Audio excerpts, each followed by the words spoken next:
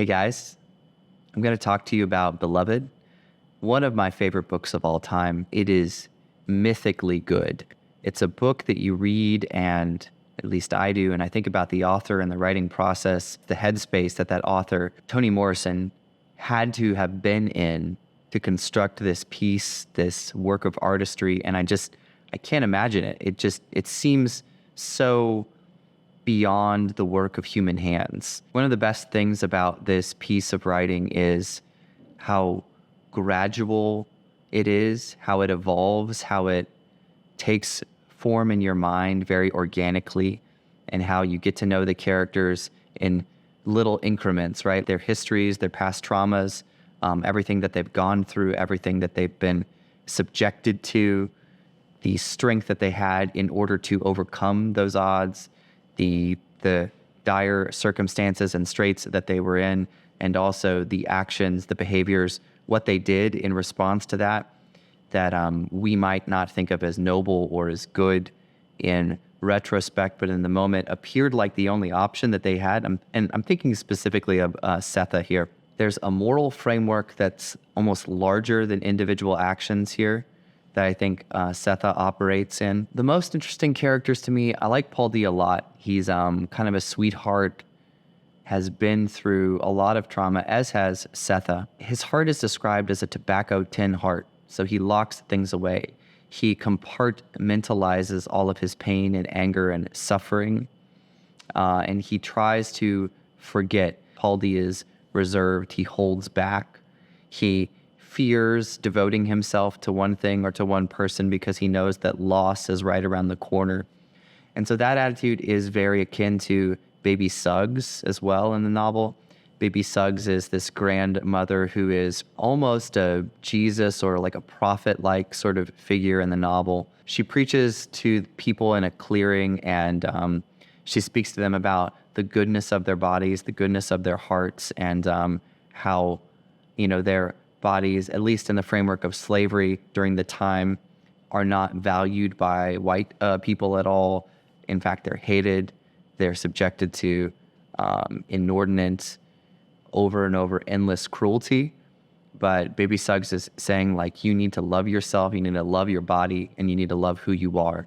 Baby Suggs's faith is more a physical one, so it's not necessarily like rooted in spirituality, but it's rooted in the body. It's rooted in the sense of navigating the world through the body. But Baby Suggs's faith is called into question, and I think she loses her faith right before she dies, and that is because of what Setha does to her baby, out of fear, out of a determination to make sure that her child does not experience the same suffering and the same abuse that Setha has experienced. One of also the great things about this novel is how all of the characters become enmeshed and intertwined. I love that idea of like the generations, the trauma be existing amongst the generations in common between them.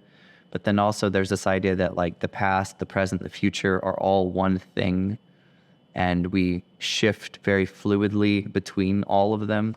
And that is very much a part of this novel as well. It mirrors or feels like an authentic thought process. It feels like the mind wandering, remembering, and thinking of things that happened, dwelling on them until the pain is experienced and you work through that trauma and that pain. I also love what the novel does with the idea of love and how love can be a poisonous thing. The writing in this book is incredibly lush, but it's grisly, it's gruesome. It's very hard to read at times because depictions of violence, of rape, of murder, all of these things are in the book, but also like there are descriptions of natural scenery and of like the seasons and of emotional states in this book.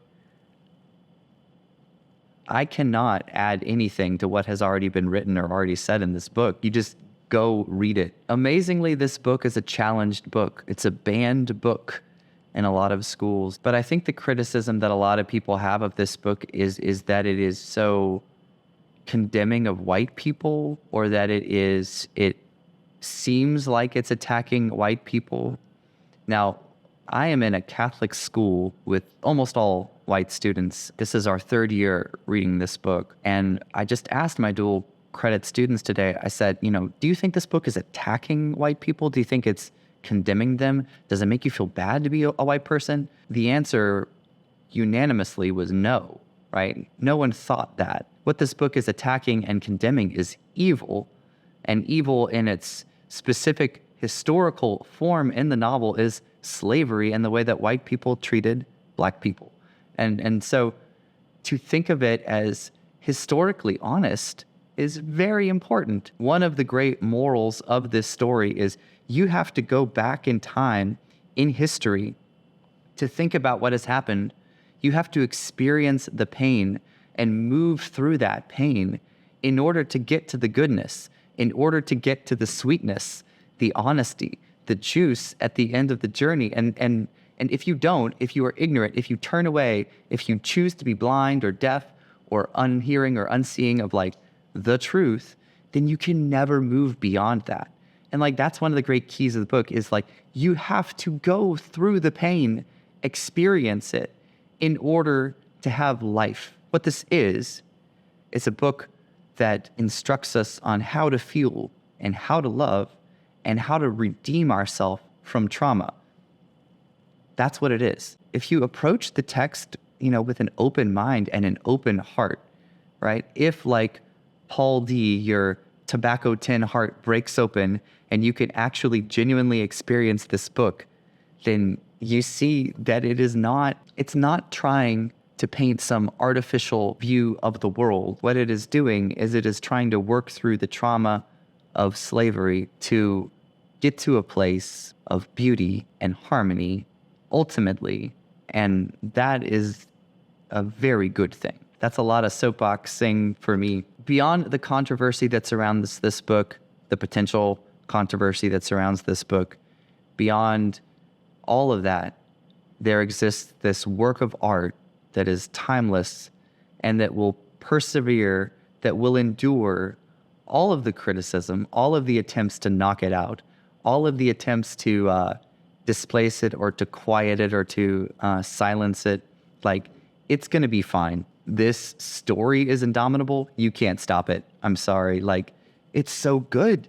It's too good. If I can communicate one thing to you, it's that this book deserves to be read. It deserves to be reread. It deserves to be talked about. It deserves to be approached with a reverence because it is beautiful. So, Toni Morrison's Beloved is really good, and I hope you read it. And thank you for watching this video.